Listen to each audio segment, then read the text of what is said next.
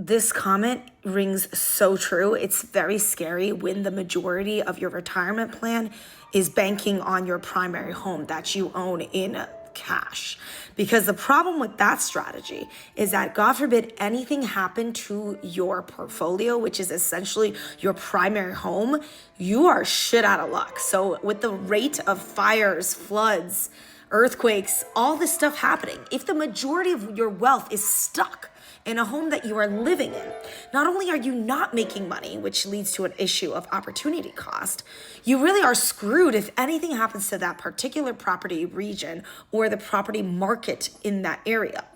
Upkeep on a house is also not cheap. So when you find yourself facing expensive repairs, expensive maintenance issues like a new boiler, like a AC that goes kaputs on you, like a flooding problem that insurance isn't going to cover fully, if anything happens to you, you're really put in a very nasty position because the majority of your net worth is stuck in one asset, if you will.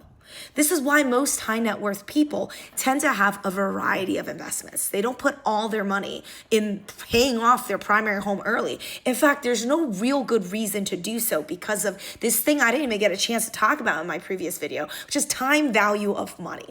Time value of money is the current value of your money. It actually is a lot more than in the future.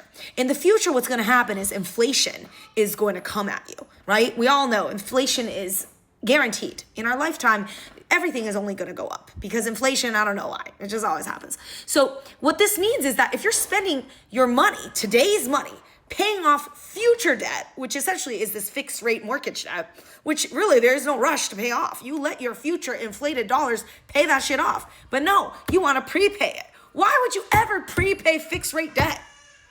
Fixed rate debt at low single digits. 4 to 7% is still considered low single digits. Okay? Why would you ever want to prepay that shit?